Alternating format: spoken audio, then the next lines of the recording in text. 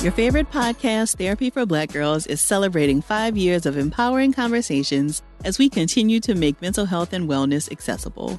In addition to weekly chats with some of your favorite mental health professionals and other experts, we've flipped through the pages of your favorite romance novels with author Tia Williams, checked in with Grammy Award-winning artist Michelle Williams, and talked hurdles in sports, motherhood, and mental health with Olympic athlete Natasha Hastings. From our team to your podcast app, join us in celebrating 5 years of the Therapy for Black Girls podcast. Check it out on the iHeartRadio app, Apple Podcasts, or wherever you get your podcasts. Hey, I'm Lance Bass, host of the new iHeart podcast, Frosted Tips with Lance Bass. Do you ever think to yourself, what advice would Lance Bass and my favorite boy bands give me in this situation?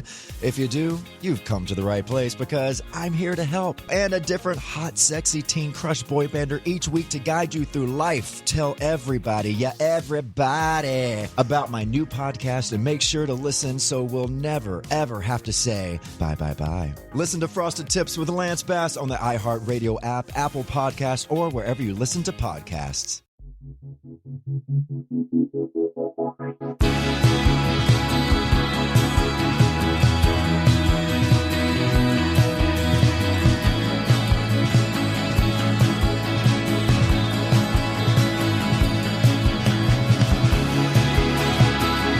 You're listening to 100 Words or Less with Ray Harkins.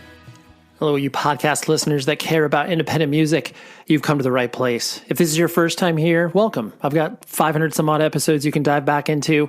These are all really focused conversations about the origin stories of people who are involved and impacted by independent music and punk and hardcore and indie rock and emo, as long as it emanates from small, sweaty rooms. That's exactly what we are doing here. And of course, today is no exception because I am obsessed with both of this person's bands. Her name is Jess Nyx. She sings for a band called Mortality Rate. She also sings for a band called World of Pleasure. I love both of these bands. I punished her on Instagram to be able to come on the show because I was like, man, I just love your bands and I just want to talk to you. I want to know about the Calgary hardcore scene. I want to know about the origin stories of you as a human. And she was kind enough to accept the invitation because she was, admittedly being like, I don't really do podcasts that much. I've done maybe one or two. I don't maybe like to put too much of myself out there. And I'm like, I totally get that. We can, cut anything that you desire. She listened to it and was like, actually, you know what? Like, this is cool. Let's run with it. So I'm incredibly excited to bring you this conversation because I think it will help you understand, maybe a side of the punk and hardcore scene up in Canada that you might not have reckoned with, which, many people from a North American perspective just focus on the States. And clearly there's a lot of other things going on to our neighbors in the North. Let's talk about how you can support the show. For one, you can share this episode or any episode in particular on social media. That's just the best way to do it. Friends recommending things to get into. It's a tried and true method. So please share this on social media as you see fit. You can also email the show, 100wordspodcast@gmail.com. I know for those of you that listen to this show on a week and week out basis, you hear me say a lot of the same things. And I apologize, but, some people don't listen to every single episode. And, hopefully you get that.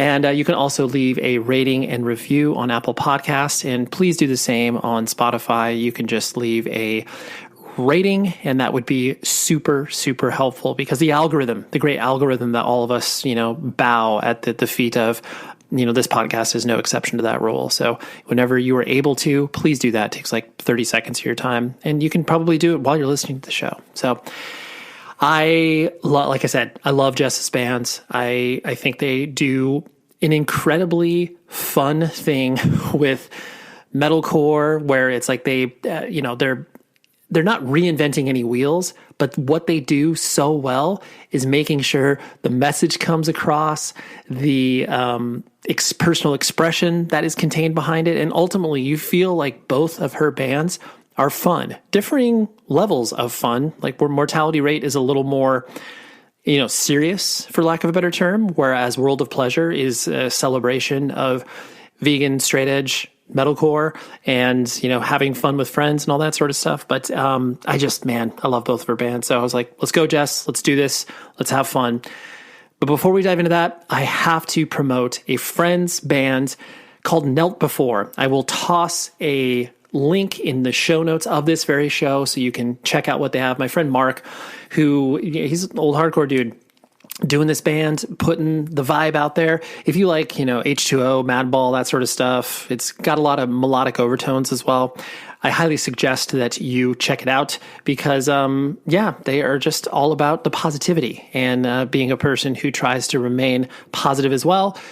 I couldn't help but, give some friends a shout out. Most specifically, my friend Mark. So listen to Knelt Before. You can check it out in the show notes. A link will be there. And then, you can check it out on Bandcamp. It's great. So let's talk to Jess Nyx from World of Pleasure and Mortality Rate. Here you go.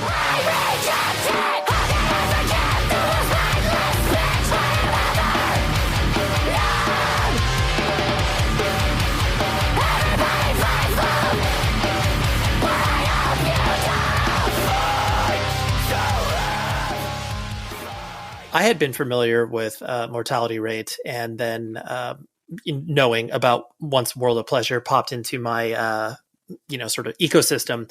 Mm-hmm. And it was one of those things, like, I enjoyed Mortality Rate, and then I enjoyed World of Pleasure. And then once I put everything together in regards, I knew that you obviously sang for both bands, but it was, I just then all of a sudden, and I'm sure you feel this too, where like a switch flips, where it's like, oh, so like now I'm obsessed with this band. Yeah. and now I'm just like, okay, like I'll relate this back to like, I got obsessed with Foundation, and it's just like certain bands that all of a sudden just like tick a lot of boxes for you, whether it's musically, lyrically, it's like, oh, vegan straight edge, of course. Like I'm already in the bag for that. And so I'm sure it's interesting for you, especially because Mortality Rate has existed for, quite some time, for people to find out about you via another band and then see that you sing for another band. Is that interesting? You kind of hearing about people's entry points to, the art that you put out there? I've actually I try to kind of avoid anything like people talking about me, so I don't go looking for it. But I've had some people send me screenshots of just being like, oh my God, people are talking about World of Pleasure on Reddit or something. And it's usually people being like, someone will mention Mortality Rate, and then someone will reply to it being like, have you heard World of Pleasure? Like so far, it's, at least as far as my understanding goes, most people know about it because of Mortality Rate. I have had a couple people though say that they didn't realize it was me singing in both. Like they heard someone show them World of Pleasure and they were like, oh, this is really cool, and they like it. And then they just like one day saw me post about it and are like, wait, hold the phone. Yeah, hold on. And I'm like, I do like this because I do love seeing people not be like, all girls sound the same, but like also like I'm a one trick pony. I sound the exact same on both. So it's just funny to me when I'm like, you didn't realize that was me? Right. Yeah. I'm not doing anything different. No, I think that just because it's like different variations of the same flavor, I guess, it's like Mortality Rate, like there's clearly more going on in regards to the sonics of it. Same thing could be said about World of Pleasure. It's like, it's just a, different flavor of vanilla. And I don't mean to use vanilla as a bad comparison, but you know what I'm saying. Favorite flavor. I get you. Yeah. I do also I'm not good at it because I don't know what I'm doing, but I try to approach writing for them differently. Like for Mortality Rate, I follow the drums. And then for World of Pleasure, I try to follow like the guitar pattern more. And I like make an effort to I kind of have like a, what's the word? System, a pattern. I have a formula for Mortality Rate of like where I come in and what parts I don't sing on and stuff like that. And I'm really vocal heavy on it because all the bands that I really love are very vocal heavy. And I try to not repeat stuff too for Mortality Rate. So for World of Pleasure, I'm like, okay, band name in every single song, like recycle lines from other songs, like try to repeat things a little bit. And then, sometimes I try to go a little vocal heavy on it, or like I'll stress out. I'm like, I can't finish this song and we're recording soon. And I'm like panicking, and Coulter's like, okay, just don't sing on that part. And I'm like, wait, what? you mean you don't have to sing from start to finish for every song? And he's like, yeah, no, you can just let the riff do its job. And I'm like, interesting. Okay. Never thought about it that way. So I Right. try to change up like the approach a little bit, but my delivery, exact same. I'm screaming at the top of my lungs. There's no technique. That's the only thing I can do. So Yeah, yeah. Well, and that's especially too because that idea of your truest expression, it's like, yes, over time you do understand how you can quote unquote scream better, where it's like, yeah. okay, I'm not going to blow my voice out in like 4 seconds, but the notes and like who you are really comes out, not only because this is like literally your second band, but it's just the consistency is there. And I think that's what makes it probably fun for you to be like, oh, this is how I can make it different, because I know I can't make it different in my screaming. Yeah, I can't change my voice, so I'm gonna do something like that's not the exact same. And also, the lyrical content also not very serious. Yep. Whereas Mortality Rate is sad. Yes, for the most part. So yeah. Right. Yes, it's very, very focused in the emotional approach, as it were. Yes. Yes. Well, I'll pull the threads on both those bands in a minute, but I want to dive into you as a human being, Jess, because that's obviously why we're here.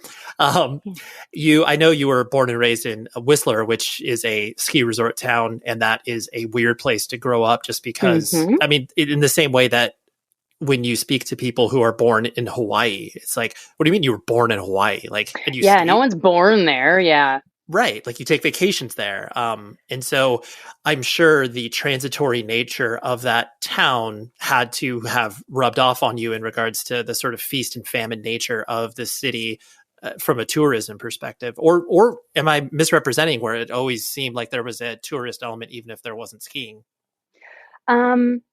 Whistler's a weird town to grow up in. I don't go outside.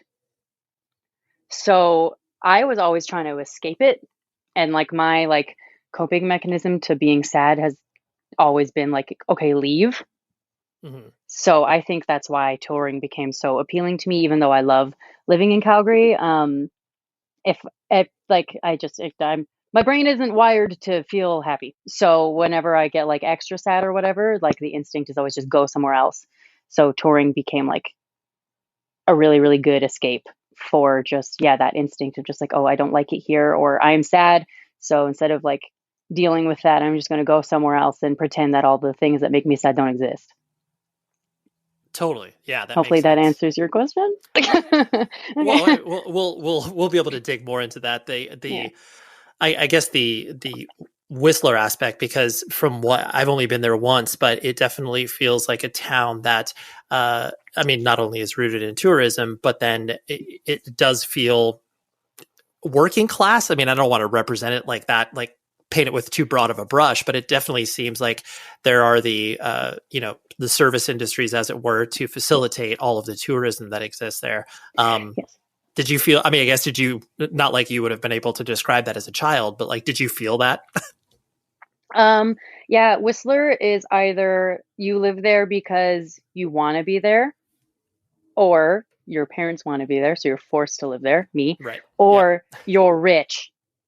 So if you're one of the first two, you have to work your ass off in order to literally live. Like, just like it's much more than a like paycheck to paycheck lifestyle there. If you aren't rich, if you're living there because that's where you want to be or where you have to be, like, it's not a paycheck. It's like a working 4 jobs all the time to just survive kind of thing. And I moved out when I was 18. So like, I didn't really have to do that part, but I moved out because, my mom needed help with rent and I wasn't making enough money to do so. So I was like, okay, let's get a person living with you that can justify paying that much money to live here. And I'll go live somewhere where I actually want to be and like feel good about paying money to be there. Cause I didn't want to be in Whistler. So I didn't want to have to like struggle to survive. And like all the money I had, I would use to pay for gas to go to Vancouver so I could go to shows and hang out with people. Yeah. Right. So I could like hang out with people that listen to hardcore and stuff. I had friends. I had like 3 of them, well, 5, but like some had already moved away. They all were active and stuff, and we had all just graduated high school. So some were going to college, yada yada. And I was like, okay, well, I'm not going to just sit around and pay all of my money to be somewhere I don't want to be and not be able to go have fun.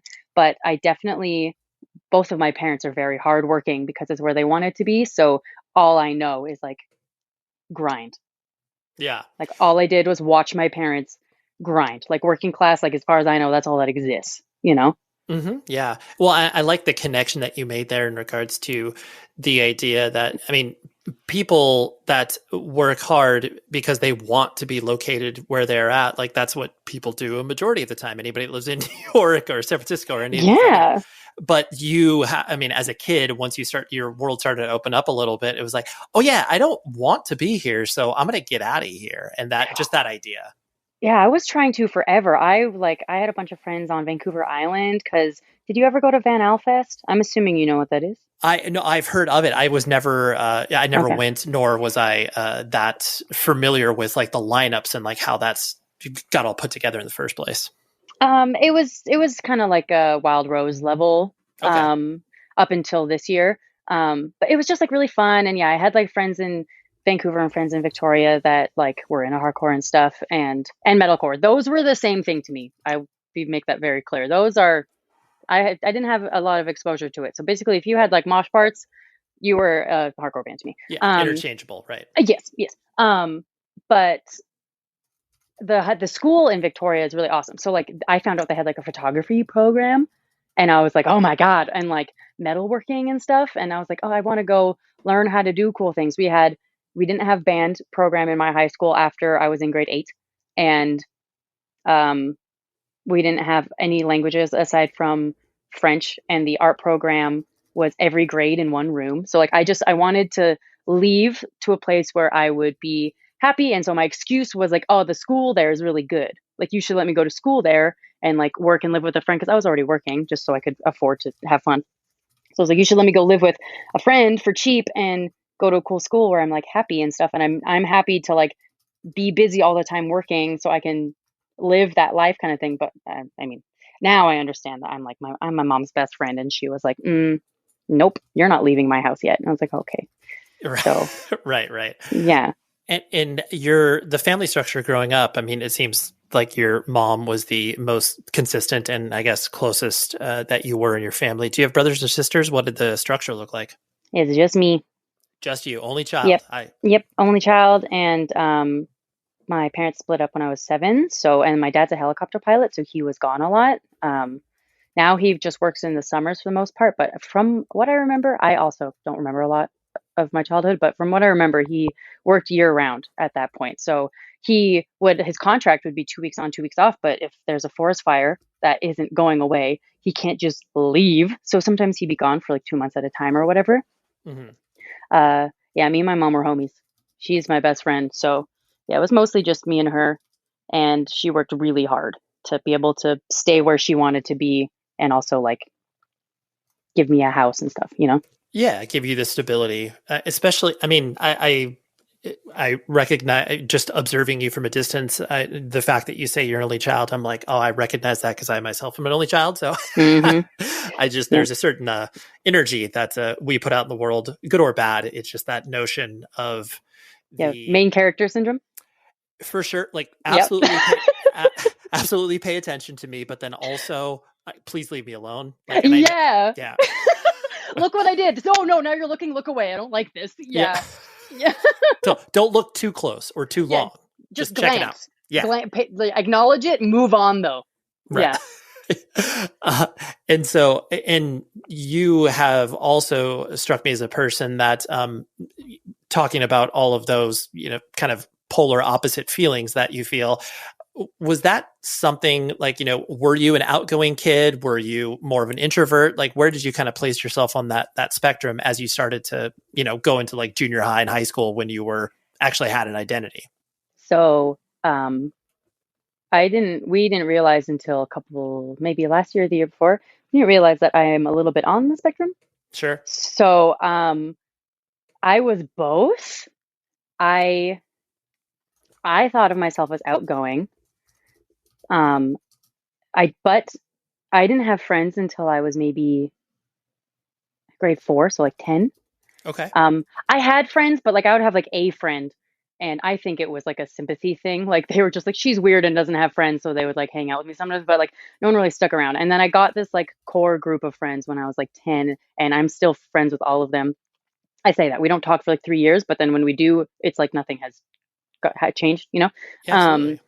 But and then I got that core group of friends, and then I was chilling all the time. Like I could not be alone. And I think now that I understand like kind of how my brain works, I think that like I needed to be kind of overstimulated all the time. Otherwise I'd crash. Because but I didn't know how to like recharge. Like I didn't know that I could like spend time alone and be okay, and that I was just kind of distracting myself from like being depressed by hanging out with people all the time. I also, I'm sure you heard it in another thing. I'm straight edge for a reason. So I started just partying a lot when I was a teenager. Nothing crazy, I just really liked drinking. It Sure. was a lot of fun for me, and it was like, it made my anxiety go away. Um, so I think I was an introvert. I am now very much. I don't leave my house unless I have to. Um, and I think that I always have been, but I just didn't know that. And I thought that like the burnout from socializing was just like the feeling of being alone.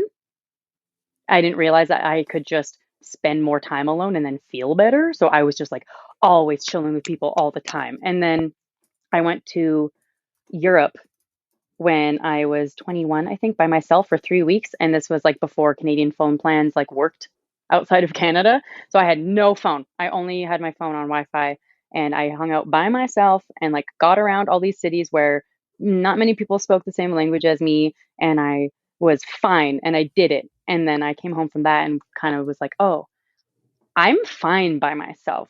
That felt really good. Like I gained a lot of confidence, and I feel rested for the first time in my life. And that kind of like switched my perspective. So I have the capability to be, I'm really good with people.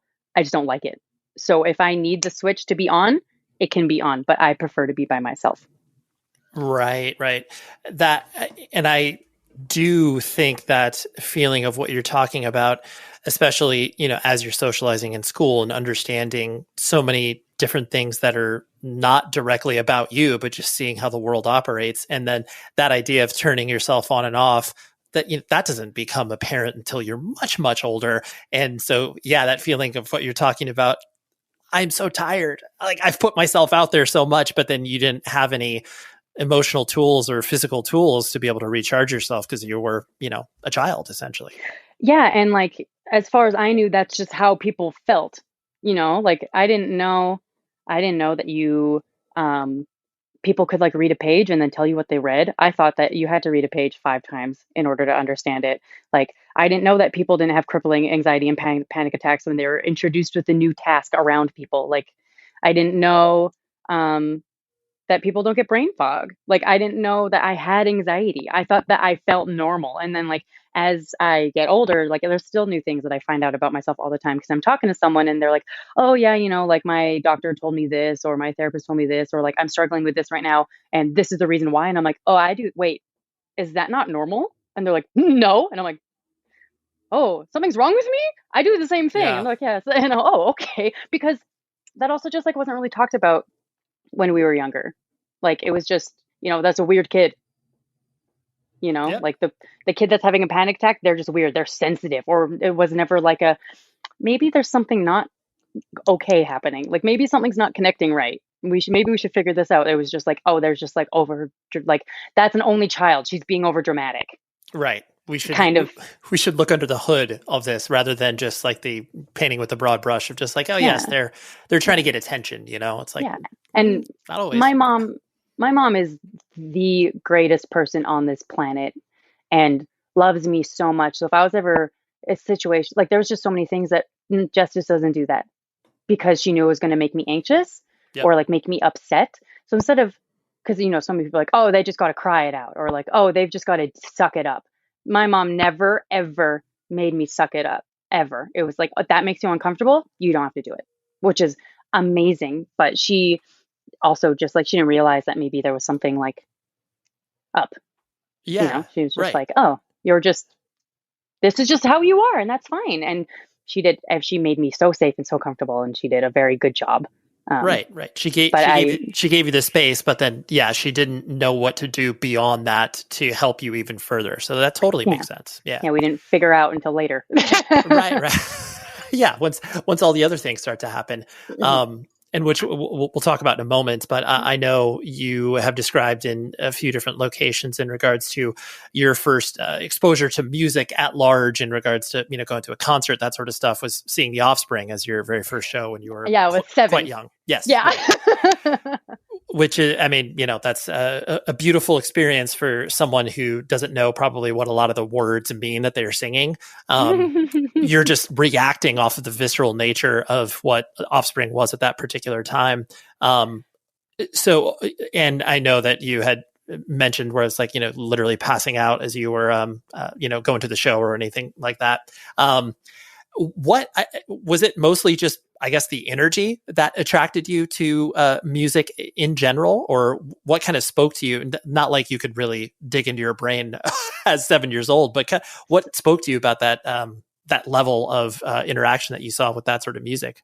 It must have been the energy. I'm like, I don't even know. I just heard it and liked it. Like my dad, actually recently I was visiting, he lives out by Kelowna, and that's where I record. So after I recorded the vocals for Rosemary, I stayed at his house and I was playing it, and I don't think he like told his new girlfriend that what my music is like. So she was sitting there just kind of like, oh, okay, this is a lot to take in. And I was like, yeah, I probably should have warned you. It's not easy listening. And she kind of looked at my dad, and my dad was like, I don't know why she's like this. He was like, both my parents really like Guns N' Roses and stuff like that. And he said that ever since I was like in a car seat when I was a little baby, like they'd be listening to softer music and I'd be passed out, and then guitar music would come on and I'd like wake up and perk up and like bob my head. Like I just connected in my brain, and I don't really know why. Listen, I love to be a walking billboard for bands. And why shouldn't you? Band merch is the life's blood. I don't care what size of band you are, from your, mom and pop local garage band all the way up to bands like Metallica and Pantera.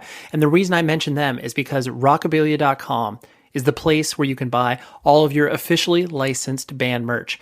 And they will give you a discount, a 10% discount, if you use this promo code 100 words or less.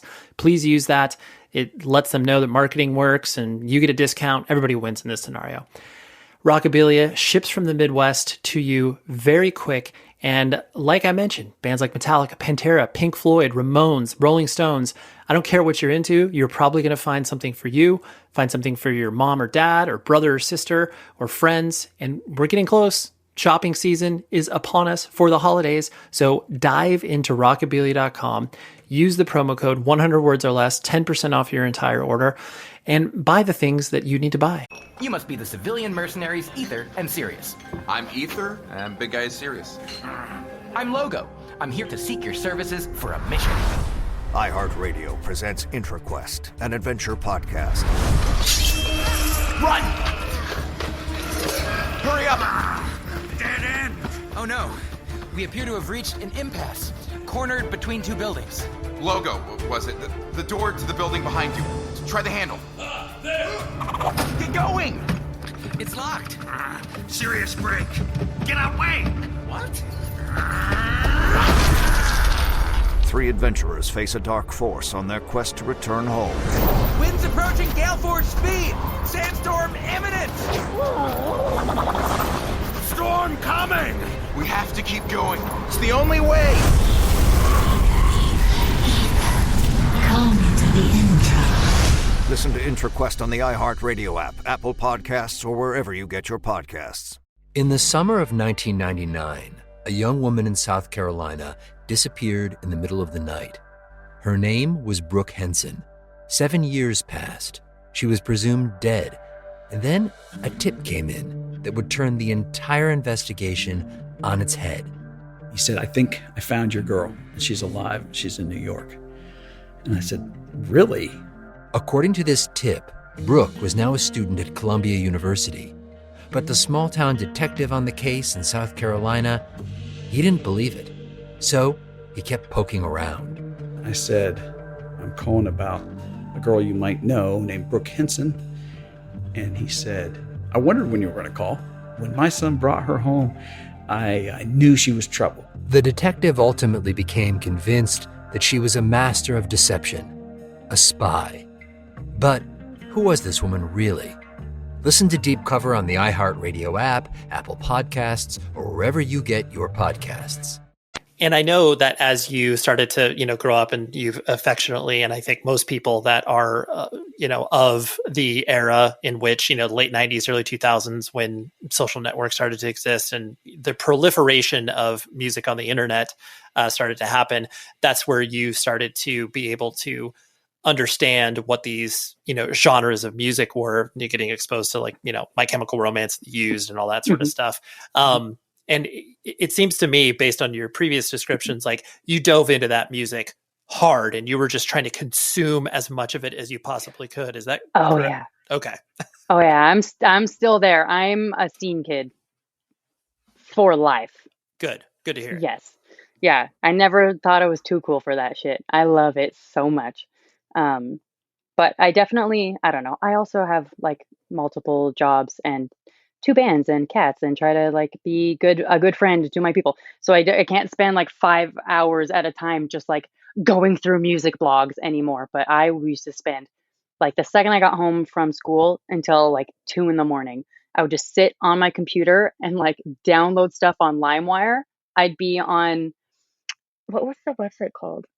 It was Pure Volume or Pure something, or Pure Volume was a thing. Yeah. Yeah. Okay. I would just sit there and click on related artists for hours and listen to a couple songs. That's how I found See You Next Tuesday and Texas in July and bands like that. I would just click on related artists, listen to a couple songs. If I liked it, I'd go to LimeWire and I'd download every single thing I could find. Yeah. And there's also last.fm, and that was it would track you, if you plugged it into your Apple iTunes, it was able to track the music that you played and then recommend, if you went to the website, it recommended other artists. So I know it was around that same time as Pure Volume. So that's amazing though. Yeah, that's all I cared about. That's all I did. And as you were getting into this, arguably weird stuff for your parents to understand, especially, because you were spending most of your time with your mom, was she concerned about the sort of music? Because I'm sure you were, expressing yourself maybe visually as well, with some interesting haircuts or interesting hair colors. How was she reacting to all that stuff happening? She let me do whatever I wanted. That's great. If she was concerned, I am unaware of it. Right. I can't say enough good things about my mom. The only thing she didn't want me to do was get tattooed before I turned 18. And I did when I was 17 and a half. I was hey, I didn't get ID'd, so I'm going to get tattooed. And she was it's 6 months away. Fuck it.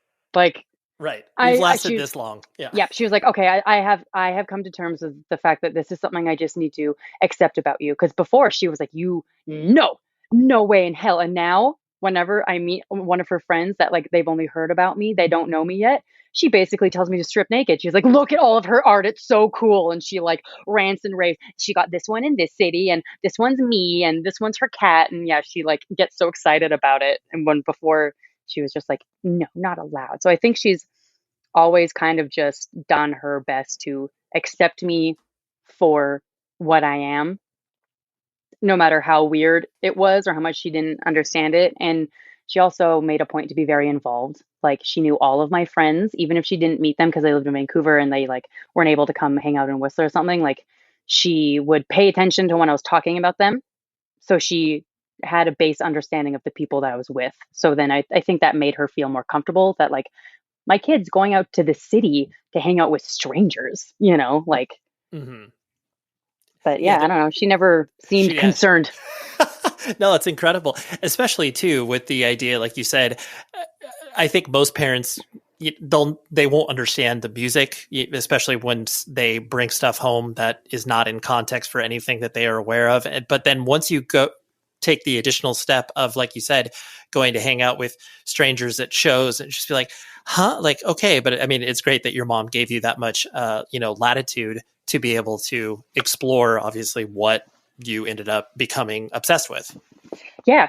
She's great now. Also, like, the music was never for her. She never really enjoyed it being on in the car. I would just have my headphones in. I think maybe she might be listening to this going, no, you blasted that shit. I hated it. Right. But she was very tolerant of it. But now, like, with my bands, she makes every single person she meets listen to them.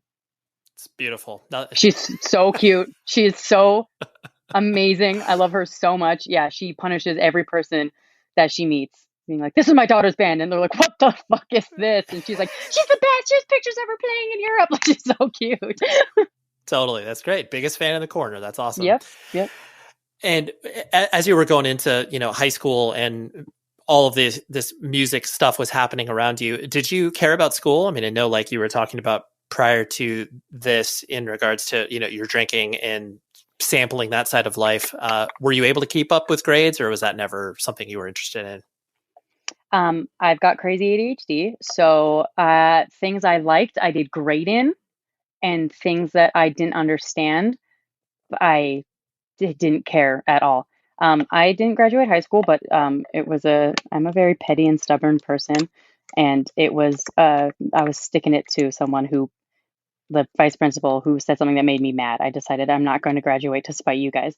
So I have one outstanding class from high school that I didn't do. That's incredible. I like how you're like, you know what? I am going to damage myself, but at the same time, I'm proving a point to you, so I win. Yeah, they were concerned about they just noticed that I wasn't doing this one class because I had to be self-taught, and I can't do that. Because my brain doesn't work that way. Sure.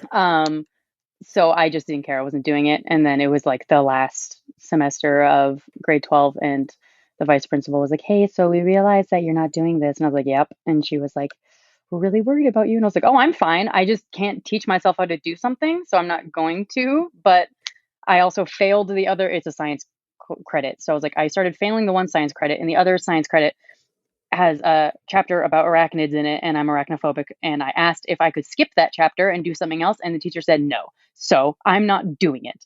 And she was like, okay, like tried to kind of like give me like it's kind of just for your own good. And then she was like, but also when people don't graduate, we get less money. And I was like, you're concerned about the money, not me. Fuck you. I'm not graduating. Right. So I finished the rest of my courses, but not that one. Nice. I like the stubbornness of that, because again, it's proving a point. You're just like, well, yeah, you're doing this. I'm going to do this to spite you. Yes. Yeah, I'm brutal. I know it's not a good character trait, but I also don't care to fix it. Got it. I loved literature, like English, and then like English lit and stuff like that. And I finished all the extracurricular English courses you could take and everything for grade 12 too. I finished it all by the first half of grade 11. Like I just did them all. And I think I was like a B student for other subjects. But I failed a math class, and it was again a stubborn thing. I was in England with my dad during the chapter where they teach you how to graph, like sine and cosine and all that crap. But I was good at math. Like up until then, I was very good at it. So when I came home, the teacher just gave me like finished notes. She would like walk you through the steps on a board, on a projector. So you'd watch her do it. But the end of the notes is just a finished sheet with no steps on it. And she just gave me that, being like, here, you're good at math. You can figure it out. And I was like, no, I need you to teach it to me. Like, can we do like an after school tutor session? So you just need to explain it to me and I'll get it. And she was like, no, you can just do it. So I was like, okay, you won't teach me? You can't teach me then. And I would just have my headphones in and read my books during her class. And I failed on purpose. Right. And then I did dumb people math. And our dumb people math teacher was a disaster. She should not have been teaching students. I learned how to change a tire in that class. Oh, so yeah, you were doing some real practical applications of math. Oh, yeah, she taught us a lot of life skills, not a whole lot about like, you're supposed to, I think, learn how to do your taxes in that class. I don't think we learned that. I learned how to change a tire though. That's good. That's good. It was really good. Yeah. Yeah. At least you learned something out of that. So was there any life plan, so to speak, in regards to career, like stuff you wanted to do, whether or not you knew you could like make money off of it? Was there a vision of yours to be like, that would be cool if I did this? Or was it all just kind of shooting from your hip? No, it's all just been kind of like figure it out. That's why I didn't really care about graduating, because I had no interest in paying thousands and thousands of dollars to go to college for something I know I'm not going to use.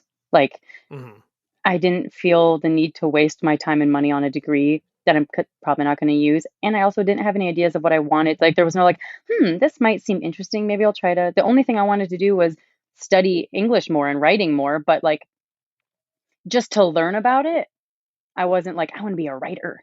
So yeah, I was like, well, I'm not going to pay again, like tens of thousands of dollars to just have knowledge about books that I can't apply to anything. So yeah, I just served. I was working at a sushi restaurant back home, and then I moved out here and I worked at Cheesecake Cafe for a year because it was just the first place that hired me that was by my apartment at the time. And then I got in at this place called Diner Deluxe here. That's like one of the breakfast spots, and I was there for 8 years. Nice. That's cool. And with the, like you mentioned previously, the drinking aspect, I mean, a lot of that does come into play in regards to, I'm not going to typify everybody's experience, but just the, a more small town, like the Whistler, just like that sheer boredom where it's like, what are kids supposed to do? It's like, oh yeah, just obviously drink. And I'm sure, like you said, some of it made your brain feel better and calm down. And then once it got, more overwhelming where it started to, be detrimental to you. How were you kind of navigating that? Was it basically you started because of pure boredom and then, ended up just being like, oh, this is a good social lubricant? I think it was just like, that's what everyone did. Sure. And like, yeah, as you know, like small town, like anyone, especially from Canada, because like small towns in the States, different than small towns here, unless you live in like Wyoming or something, but like there's nothing here, especially by Whistler. And I don't like going outside. I'm not active. There were a lot of people in Whistler that like would come to parties and stuff, but they also like went skiing and stuff like that. I had no interest in anything aside from reading books, and you can only read so much in a day. And then, yeah, it helped with like my social anxiety that I didn't realize I had. But it was just like what you did. I don't know. All my friends were older than me. So there was one friend that like her parents let all the kids were teenagers, let them all just drink at home because then they knew what they were doing. And I think I was just like over for dinner and we were playing video games, and my friend was like, do you want one? Because it was just like normal to her. And I was just like, oh, sure. And then had the best time ever, had so much fun. And I was like, this rocks. Right. I want to do this more. Yeah. Totally. And you were, like you mentioned, there wasn't shows happening in Whistler, so you had to travel farther distances and take public transit and go do all of that. Once you started to experience more of the, independent minded shows, what did you feel, I guess, a sense of community? Did you feel welcome, or was it just the simple act of going to a show and seeing these bands that you had only heard of on the internet? That was exciting. It was really exciting to like make friends that were really interested in the same stuff as me. Like my best friend from high school, she was into like, she also liked The Used and like Panic at the Disco and like that vibe. And so she'd come to some shows with me, but she didn't really like the like heavier bands. So I didn't really have anyone back home that would like, they would come with me just because it was, fun. We're going to Vancouver. Like that's exciting. But it was kind of nice to have like my own little group of friends that liked the same stuff as me and could show me new stuff. And I would like make new friends every time I went there. And then Whistler was hard for me to make friends because everyone. Like I knew every single person that went to my school and their siblings' names and where their parents worked. Like there was not really a lot of room to make new friends unless it was like a new person that moved to town. Um, and normally a new person that's moving to Whistler is like a rich person who either is a pro athlete or their parents just like retired and wanted to move to Whistler, so their kid lives there. So most of the time they weren't really a person that I vibed with very well. Sure. So it's just kind of nice to have like a group of friends that had more in common with me based on interests. Right. Yeah, and that's what kind of drew me to like local shows. Sure. You know? Sure. Right. It's like there's more people that are into this. Like I think it's so, not only as a kid when you feel like you can make your own choices and go see the bands you want to see, but then you see that other people have made that choice and you're like, oh, so there's more out there. Like you kind of sort of know, but it's not until you see them, like you said, in real life and, you know, your local scene. It's like, oh, this is a thing. Yeah. And yeah, I think now that I'm thinking about it more, I think it was that like I could make a new friend every time.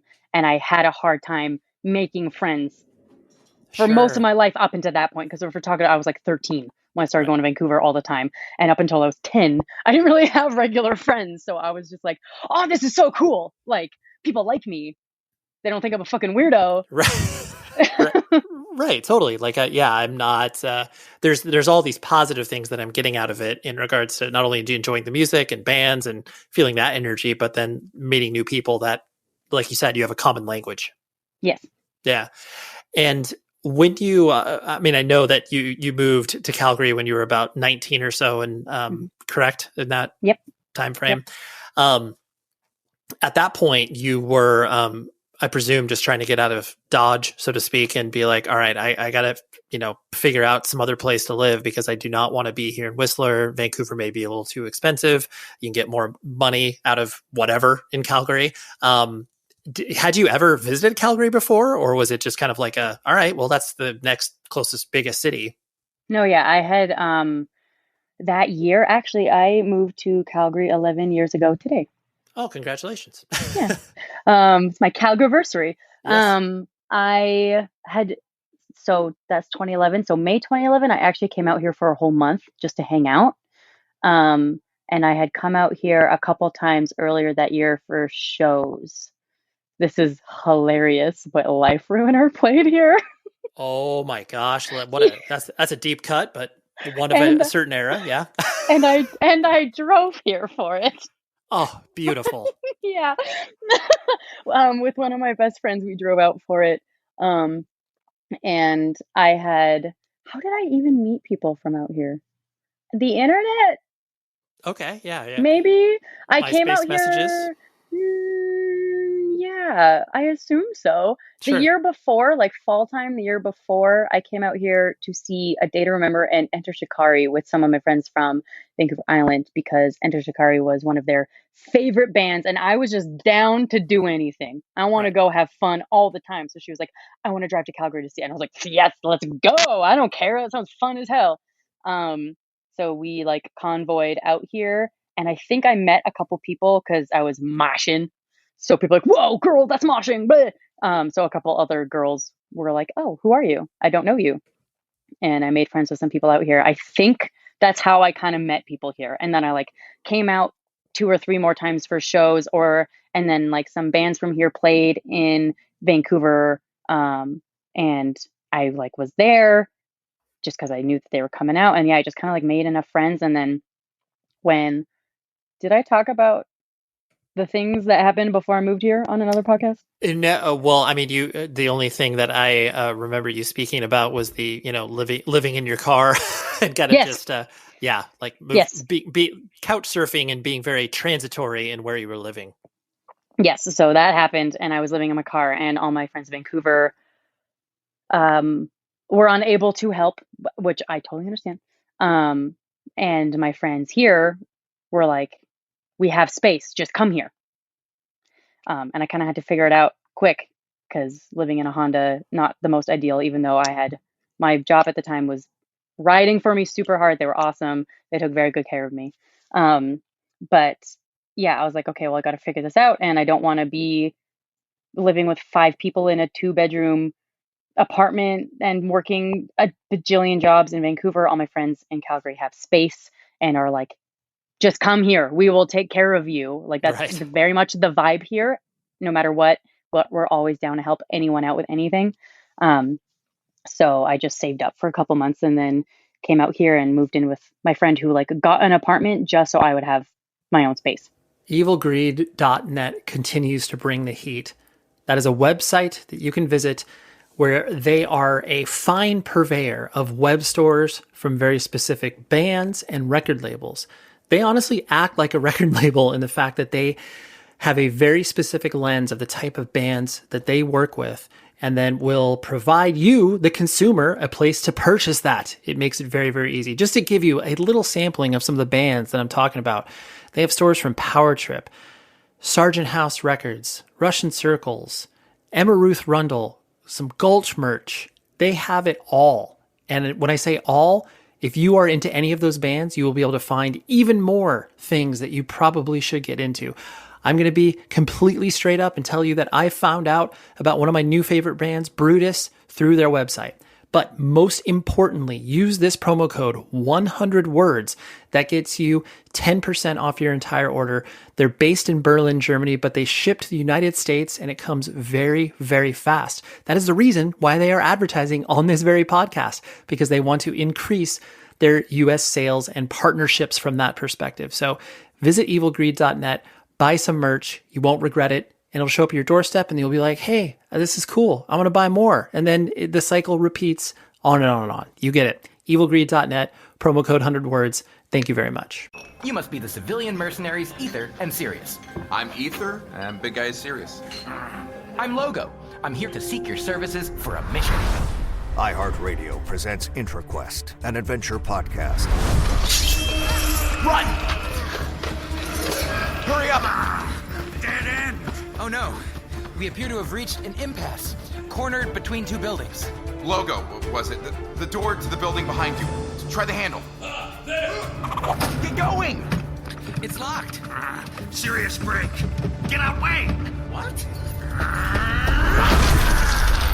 3 adventurers face a dark force on their quest to return home. Winds approaching gale force speed! Sandstorm imminent! Storm coming! We have to keep going. It's the only way! Come into the Intra. Listen to IntraQuest on the iHeartRadio app, Apple Podcasts, or wherever you get your podcasts. In the summer of 1999, a young woman in South Carolina disappeared in the middle of the night. Her name was Brooke Henson. 7 years passed. She was presumed dead. And then a tip came in that would turn the entire investigation on its head. He said, I think I found your girl. She's alive. She's in New York. And I said, really? According to this tip, Brooke was now a student at Columbia University. But the small-town detective on the case in South Carolina, he didn't believe it. So he kept poking around. I said, I'm calling about a girl you might know named Brooke Henson. And he said, I wondered when you were going to call. When my son brought her home, I knew she was trouble. The detective ultimately became convinced that she was a master of deception, a spy. But who was this woman really? Listen to Deep Cover on the iHeartRadio app, Apple Podcasts, or wherever you get your podcasts. I think that really does not only embody the spirit of punk hardcore, as cliched as that sounds, but it is so interesting when you try to describe to other people these really unique experiences of people. Like, yes, of course, there's different communities, whether it's church, whether it's like a bingo group or whatever, but when you're talking about, oh yeah, like I just stay at these strangers' houses as I travel across the world, and people are like, what the hell are you talking about? Like, I know that's a little bit more common now with Airbnb or whatever, but yeah, but even then, that's scary. I feel safer staying with a stranger that like is like a friend of a friend of a friend that goes to hardcore shows. I'd rather stay with them than at some Airbnb. Totally. Yeah. It is so, it sounds insane when you describe it to a person who has no context for this and just be like, what? And then it's like, wait, what do you mean? A friend got an apartment just so you could like crash? Like, what? That doesn't make any sense. And it's like, no one, who does that for people? Like, totally. Yeah. It's like, I can, let you in for a shower occasionally, but there's no way that I'm going to let you move in here. Yeah. No, he made sure I was set up. It was really cool. I've actually, when I worked at the diner that I was talking about earlier, all of the girls, you had to be like a special kind of crazy to survive there. It was a really fast paced work environment. But yeah, so all the girls that were there, kind of like, not like total civilian, but like very normie. Yep. But like kind of weird. So there was 2 girls that went on vacation to Portland together, and they told me that they were going. They're like, I don't know, we don't have any plans. We're just gonna road trip and like maybe sleep in the car. Maybe we'll get. And I was like, okay, you're stressing me out. You are too young and you haven't done this before, and I don't feel comfortable with this. So you're staying with my friends. And they were like, what do you mean? And they're, who are they? And I was like, 3 guys. I was like, you're gonna go stay with these guys. And they were like really nervous about it. And I was like, I promise you, nothing's gonna I know why you're nervous, but like it's gonna be fine. And yeah, they came back just being like, they're the nicest people ever. Oh my God. Like one of them slept on the couch so we could use his room. They like took us out for coffee every morning. They gave us like an activity list every day. Like they like hooked them up so hard. And they were just like, I can't believe people like this exist. And I was like, oh honey, people like this exist everywhere. It's just in hardcore though. Like totally right. Yeah. Welcome to this secret society. Yeah, exactly. It's like, oh, you're a stranger, but you know my friend. You're good. You. Yeah. You're co-signed. You're fine. Yeah, exactly. When you, I know, like you mentioned earlier, you were, straight edge by choice because you ran into a wall where you realized that, drinking was not going to solve your problems and make you feel better for a prolonged period of time. Yeah. Did you, I guess, kind of reach a bottom, so to speak, where it was like, okay, I'm cold turkeying this. Straight edge is meaningful to me now. I mean, it was meaningful maybe just as far as a concept was concerned, but did you reach that kind of bottom spot where you're like, I gotta flip the switch? I think I just had decided that I didn't want to feel hungover anymore. So I was like, okay, I'm gonna stop like getting drunk. I'm just gonna like enjoy beverages. So I would have like a glass of wine with dinner, or like if I would go out and have like a drink or 2 with friends, and then I'd wake up the next day crying, like so insanely depressed. And after it happened like 5 or 6 times in a row, I was like, oh, this is only happening after I have a drink the night before. And before, I would just be so violently sick that I didn't realize that I was also sad. And that like this was like causing it, kind of like, because yeah, as I said, my brain isn't wired to be happy all the time. So like it was just making that part of my brain worse. But I was always just like violently hungover. So I never really realized that it was also making that part worse. So I was like, okay, well, like now this sucks even more. Like I'm not hungover, but I'm just crazy sad. So I have to kind of, if I was like, oh yeah, like let's split a bottle of wine with dinner. Now I have to be like, is it worth it for me to cry all day tomorrow and like not be able to get out of bed? No. So I was like, there's no point at all anymore. So I just decided to stop drinking. And then I think after like 5 months, I was like, yep, this is better for me. I'm going to make myself stick to this. Yep. So I'm straight edge now. Right. I love that. And the thing I find interesting specifically about Calgary is that geographically it's isolated. There are so many places that can can incubate a scene, but then there has to be some pulling in from, different towns or what have you. But Calgary has always been this interesting hardcore scene. And it's seemed especially vibrant over the past 5 to 10 years, due in part to a lot of the bands that are existing, obviously Wild Rose existing as a hardcore festival. Mm-hmm. How, and like you said, it was very welcoming when you first moved there. Do you feel that is in part to the fact that you're like, well, we can't rely on anybody else or any, larger cities to kind of, incubate that. Do you think that that's where it comes from? Or is it just kind of a combination of a bunch of different things that you've noticed? I think it is very, like 90% of it is just the vibe. that's here. I've actually been talking about this a lot the last 2 weeks since the fest, because we had a bunch of Louisville bands here, and some of the guys had been here before and some had never been here. So some of them knew what it was going to be like, and I know that they're already our friends and like they get it and stuff. But the new people are like, they keep, at least every couple days I get like, I still can't get over how much like fun it was just even hanging out. And that's always kind of been like what brings bands back. Like we all go off and like I'll get to the why we've got good bands in a second, but like take your time. the shows, we always try to also like ride for bands. So like before, when more tours were coming through here a couple of years ago, if there was a tour that was like Edmonton, Calgary, and Lethbridge, so for just, I know no one's going to know how far that is. Edmonton is 3 hours north and Lethbridge is 2 hours south. So if there was a tour that was coming through that hit all of those cities, like 3 carloads of us from Calgary would go to every single show and go off every single night, because we want to make sure that people have fun when they play out here and want to come back, because we know that the drive is abysmal.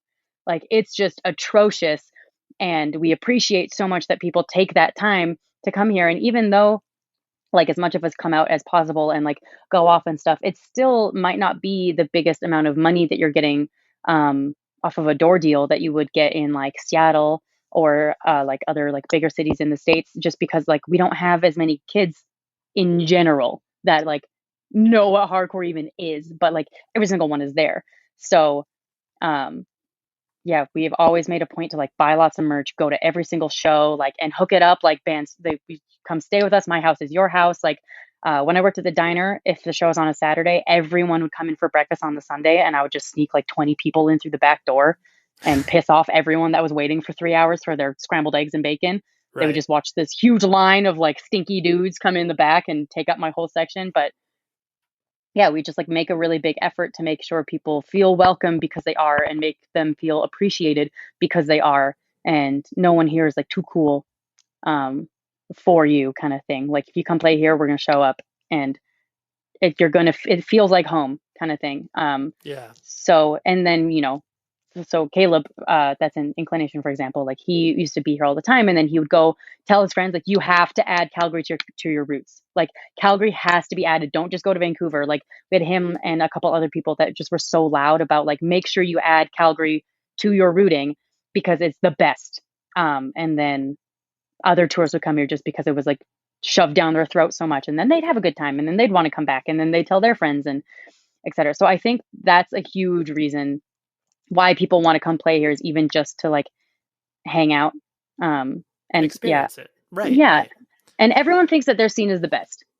So I always am concerned that that's what I'm doing, but sure. I've heard it echoed back to me by a lot of people in the last 2 weeks being like, it's, you guys have something special. Like, I hope you know that. And I'm like, no, I know. I'm just happy you also feel it, because I'm not making it up in my head, Yeah. Well, I think that the advantage that you were speaking about, or the advantage / disadvantage of the geographical location, like it takes effort. Like I think the fact that not only are you building a space and a community for bands to be stoked to come there, but just the fact that it takes that effort makes it more, appealing, welcoming, because, you've played in a bunch of big cities where it's like, oh yeah, the show's cool, but like it feels different when you're, playing a suburb of this. Yeah. Kids just are craving that, interaction with bands.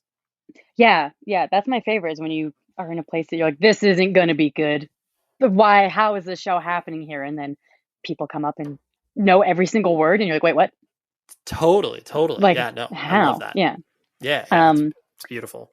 I think we also work really hard to have good bands, because no one's going to notice us just because we're from Calgary. Totally. Sure. So everyone that is in a band here works really, really hard, and like works really hard in just like making sure they're really good at playing their instruments. And like, yeah, they put in a lot of effort for that, because also like the vibe can be good, but if every single, like it kind of is not great when you go play somewhere and you watch 4 bands in a row that you're like, oh, okay, come on, this sucks. Like, right. Just I'm put in a little practice time. That's all we ask. Yeah, like I'm happy for you and I'm proud of you for doing it, but like this could be better. So, but then if you go somewhere like when we played in the UK, I hadn't heard of Cauldron before, and they started playing, and I was like, why is this band playing before us? This is the craziest thing I've ever heard in my life. Like Right. I couldn't believe it.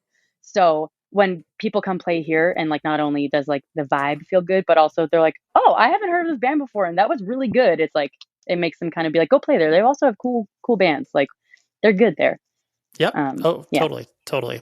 And did you, I mean, I know Mortality Rate is like literally your first band and the first activity you had in regards to touring and all of that aspect. Had you wanted to play in a band? I mean, I know that idea maybe was like, oh, that would be cool, but I can't play any instruments, that would make sense in a band. Like, I could get up there and play piano or whatever. I can play the piano and the saxophone, but I don't want to be in a ska band. So totally. My choices are limited. So yeah, I guess had you wanted to be in a band, or was that just kind of like by default because you had friends and then they eventually pulled you into that? Yeah, I think I did. I didn't like Mortality Rate's first practice was the first time that I tried screaming. And like, I was never like, I'm going to sit in my car and practice. Like I never, right. I was like, we're going to see what happens. Like, yes, like everyone just believed in me, which made me kind of be like, okay, well, I got to try. But I had toured a couple times before that, just doing merch with friends, just because I was down to chill and I had a serving job, so I could kind of go do whatever I wanted, whenever I wanted. So I knew that I liked touring, and I knew that I wanted to like be involved in music in some capacity, like even if it was just being a road dog, like doing merch and chilling and like helping book shows or something. And I had mentioned a couple times like wanting to be in a band to Cody. And then, one day we were just driving and he was like, hey, let's start a band. And I was like, yeah, okay. And then we did. Perfect. Yeah, it was that. Yeah. And especially too, where I think the idea, if a person doesn't have a, obvious musical talent where it's like, oh, I play guitar or I play bass. And then it's just like, well, you could probably try screaming, 'cause like, you're kind of like loud and boisterous. Like try that out. Yeah, everyone knows I have the loudest laugh on the planet. So he's like, I know you've got volume in you. Let's try that out. And I was just like, yeah, that sounds fun. Okay. Right. And like you said, you had toured before doing merch and stuff like that. Did you enjoy touring like from the get-go? Does it wear on you at all? Like, what's your thought process in regards to touring now that you've done it a little bit more? I love touring as a road dog. If I'm chilling and doing merch and like going to get you guys food and like driving and just like no responsibilities, hey, I'm along for the ride and helping any way I can. Endless time, love it so much. Playing, I love it and hate it. Sure. Because then I'm like a freak about sleeping. Like I want to see my friends. I'm so happy they want to hang out with me, but like fuck off, I'm going to bed. Like the second we're done, the show's done, we're packing up, we're going to the sleep spot, or I'm getting in the back, taking like 10 melatonin, putting an eye mask on, putting earplugs in. Don't fucking talk to me till 8 a.m. Like, because I blow my voice very fast. And don't want to get sick. I don't want to hurt myself. Like if I'm rested and hydrated, I'm not going to blow my voice out. But God, the one night of bad sleep and I just wake up and can't talk anymore. Right. You're done. Yeah. So I'm kind of like, and I'm a control freak. So I'm like checking stuff constantly. Like, okay, I have to decide what time I have to like, and because I'm a control freak, like I wake everyone up. Like, I don't trust you guys to get up on time. I'm waking everyone up. We've got to leave by this time. Like I'm making a schedule for every single day. And I get really stressed and just like, control-y about it. Well, it sounds like you're the band which just parent. Like, yes. Which just makes me like tired too. Like it just adds, and I know that's just like a me problem. But that also makes me tired. Whereas if it's not my band and I'm just there to hang out, I don't care. I don't care if we're late. Totally. Like, I'll just make sure you get paid and I'll sell your merch. And that's it. That's everything else. I don't care. I don't care where we sleep. I'll sleep in the van. Like, whatever. Yep. So it's situational. yeah. Totally. That makes sense. And the idea of singing, performing, yelling in front of people. And I know that is a learned process. And your first couple of shows, I'm sure you were, pretty maybe terrible at it. So when did you, I guess, feel more comfortable doing that and sort of exhibiting yourself like that? Because now, since you've done it for a little bit, that I'm sure you're, better than you once were. What kind of got you over the hump, or was it just this simple repetition of it? Just repetition. Okay. I don't think I faced the crowd for 2 years. I would face the drums. Right. Very compelling live show from a hardcore band. I'd be rocking out. I'd be good. Going crazy. I just wouldn't look at the front of the stage. Sure. No eye contact with people. Nope. Yep. I don't want to know who's there. Don't look at me. Sure. I'm just at band practice right now. That's what I would do. I would just stare at Cody and just be like, I'm at band practice. Right. Yeah. And that notion too, that I'm sure you experienced once you started to, like you mentioned, going over the UK and, playing shows outside of your home area, when people started to, sing along and go off, like, did it, how did that make you feel? Was it just, obviously there's that rush of like, wow, people are getting what we're doing. And like, this is really interesting and exciting. Was there any, I guess, uncomfortability in regards to attention being paid to you? Because I know that, especially a vocalist of a band, there are people that all of a sudden, kind of want things from you, where it's like, I would like to talk about your lyrics. I would like to, interact with you. And sometimes maybe that is a little much. So I realize there's like 15 questions in there, but that's okay. I'll try my best to do all of it. Yeah. So Mortality Rate's not a sing-along band, really. True. And Europe was the first time that I had like a lot of people singing back at me. Like there were like parts that people knew, basically just like mosh calls, that people knew locally. So like there was like, yeah, but it would be like one or two people like singing along. People would like mosh for us and stuff, but yeah, we never really had people singing along. And then we went over to Europe, and it was within 6 months, possibly, I could be wrong, of us putting out You Were the Gasoline. So like it was still fairly new. And I think the only song that people really knew here was Roses, which is about Evan. And so people were singing along to that, like at the fest and stuff, but at local, like people would sing along at the fest, but at local shows, we didn't really get much of it, but that's just how it was. So I didn't really mind. And then we were in Europe, and we were in some small town in Germany, like a village in Germany. And there was like 15 people that knew every single word to every single song and were like losing it over Roses at me. And I like started crying, and I looked at Cody, and he's like trying to wipe his eye and drum at the same time behind me, because he just looked up and saw this people like climbing on each other to sing that song specifically. And yeah, I was just like, this is surreal right now, because that's never really been like the kind of band that we are. Sure. So that was like, yeah, I don't know, that made me feel, especially because it was like that release and that song, like sometimes, especially if I'm having a bad mental day or whatever, and I'm singing a song that's about dark things, I see someone singing it back at me. I'm like, this is for me, not you. Like, totally. No, go away. Like, right. But yeah, just like people like being excited about a song about Evan. I was like, this is crazy. And what was the second part of that? I was just saying. People paying attention to me. Yeah, exactly. I don't like it. Okay. Yep. It depends on my mood, but yeah, sometimes people like will message us just being like, hey, like this got me, your music helps me or whatever. I'm like, oh no, are you okay? That's bad. If you're relating to these songs, I'm worried for you. Like, are you good? And yeah, sometimes people, kind of want me. I like, people don't know my real name. I'm very private on the internet.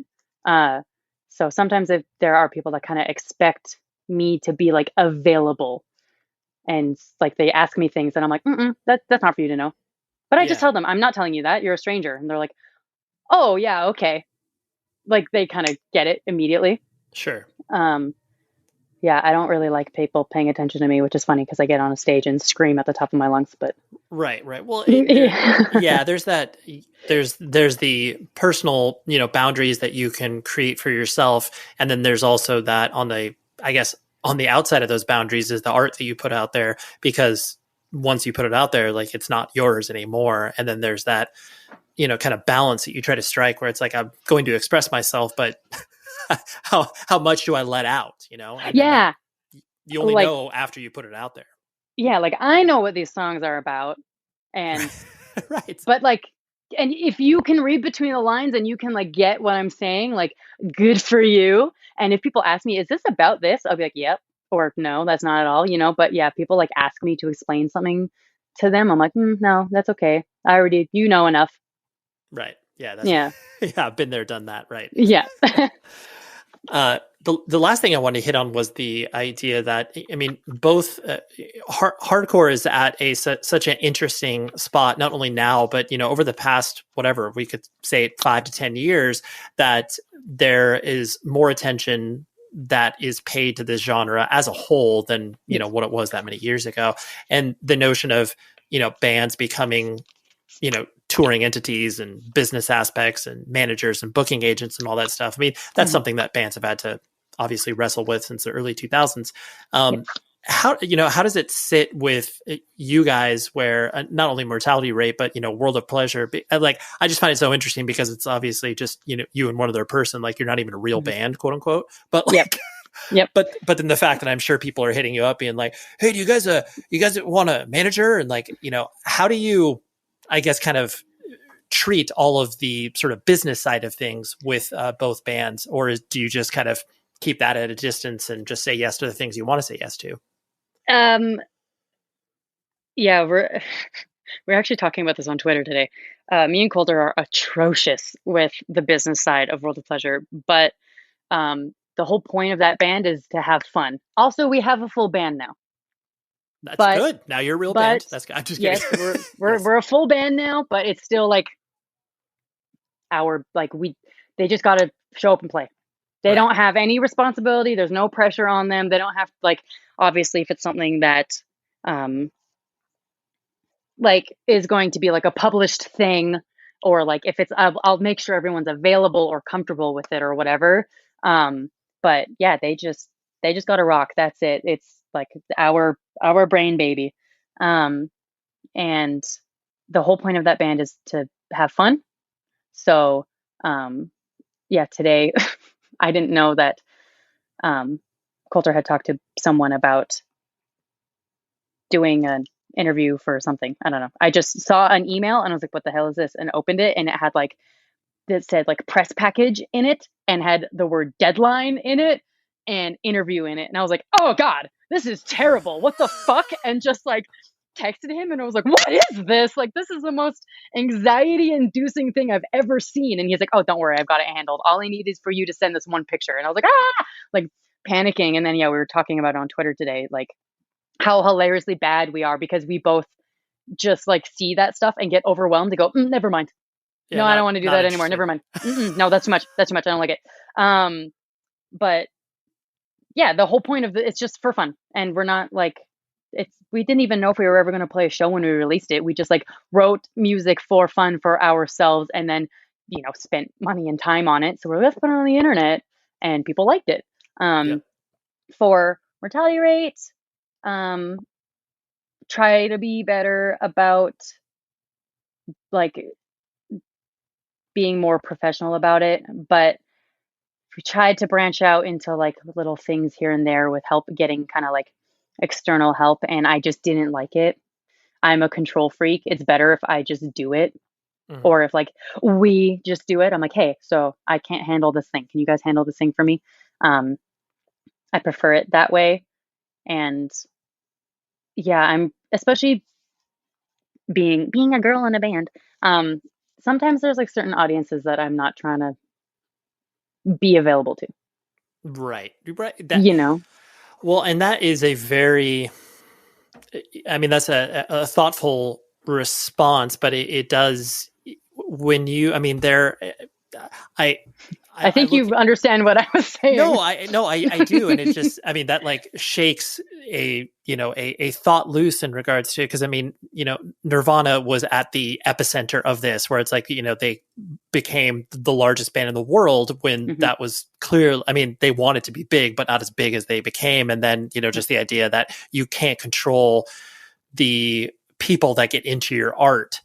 Yes. But the thing, to your point, of what you can control is like where you put yourself and like the opportunities that you take. And so there can be a little bit of a mitigation with that. And so I see what you're saying, where it's like, oh yes, we're not going to say yes to this, even though theoretically it could make us, bigger. We're playing in front of more people or whatever. But like, I don't necessarily know if those are the people. And that sounds pretty snobbish and elitist, but I know that's not what you were saying. No, it's dudes that say inappropriate things. That's the crowd that I'm trying to not be in front of. Yeah, that's fair. the specific for anyone who is listening to this and wants to make a comment about that. It's just gross dudes that I'm trying to not be in front of. So yeah, it's better for us to just like do stuff that sounds fun. And I don't like, none of us kind of are in a position or have a desire to be like we want to tour, but not like 10 months of the year. Yep. Like we're down to grind, but we also want to like have a job. So then it's kind of better to make sure that it's always something that's like fun and exciting and feels good for everyone. And yeah, our European tour was like, every show was like a cool, like little DIY show that was like done by like straight up hardcore kids. And it was awesome. The only person that I had a problem with was someone who worked at one of the bars. Wasn't someone that was attending. Right. And we had the best time ever.